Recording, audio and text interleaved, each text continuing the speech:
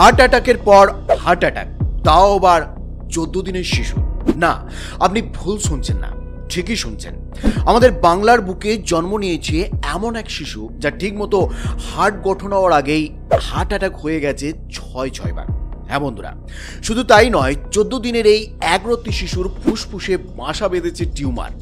আর এই জটিল পরিস্থিতি থেকে শিশুটিকে সুস্থ করে তার মায়ের কোলে ফিরিয়ে দিয়ে আবারও নজির গড়ল আমাদের বাংলার হাসপাতাল এসএসকেএম।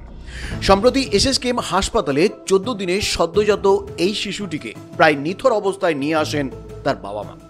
হাসপাতালে যখন শিশুটিকে নিয়ে আসা হয় তখন তার অবস্থা খুবই আশঙ্কাজনক। ঠিক করে শ্বাস নিতে পারছিল না এই একরত্তি শিশুটি। এমন অবস্থায় আসরে নামেন এসএসকেএম এর নিওনেটাল সার্জন ডাক্তার দীপঙ্কর রায়। তিনি আর এক মুহূর্ত দেরি না করে তড়িঘড়ি বাচ্চাটিকে ভেন্টিলেশনে পাঠান এবং যাবতীয় ট্রিটমেন্ট শুরু করে দেন। মায়ের গর্ভে থাকাকালীন অবস্থায় এই শিশুটির ফুসফুসে সিস্ট তৈরি হয়েছিল, আর সেই সিস্টটি বড় হয়ে টিউমারের আকার নেয়। কিন্তু এই একরত্তিকে কি করে বাঁচিয়ে তুললেন ডাক্তাররা, সেই কাহিনী বলবো আজকের এই ভিডিওতে, যা শুনলে আপনিও চমকে যাবেন। একবার হার্ট অ্যাটাক হলেই আমরা আতঙ্কিত হয়ে পড়ি, সেখানে দাঁড়িয়ে 14 দিনের এই একরত্তি শিশুটি, যার এখনো পর্যন্ত ঠিকমতো হার্ট গঠন হয়নি, তার আবার 6 বার হার্ট অ্যাটাক। একবার ভাবতে পারছেন অবস্থাটা?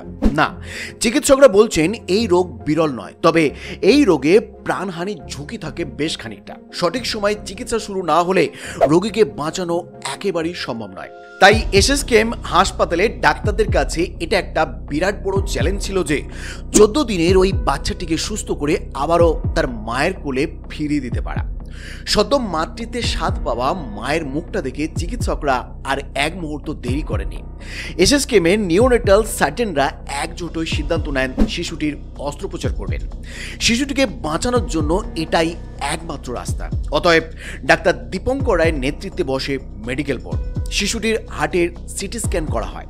সেখানে ধরা পড়ে শিশুটির হৃদযন্ত্র ভালোভাবে তৈরি হয়নি এবং ফুসফুসে যে টিউমারটি রয়েছে তা যথেষ্ট বড় আকারের এবং তাতে পুঁজ জমে রয়েছে।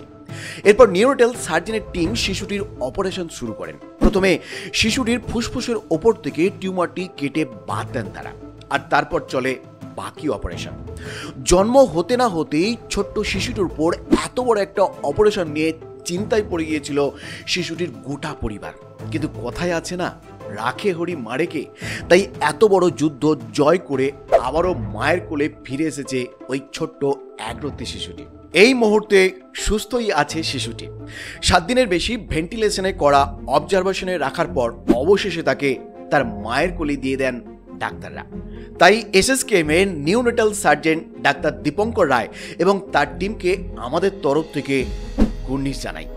আপনাদের মতো ডাক্তার এই বাংলায় আছেন বলেই আজও বাংলার মানুষ ভরসা রেখেছে বাংলার চিকিৎসা ব্যবস্থায়। ওই একরত্তি শিশু যেন আজীবন সুস্থ থাকে, এই কামনাই রইল আমাদের পক্ষ থেকে। ভালো থাকবেন, সুস্থ থাকবেন, ধন্যবাদ।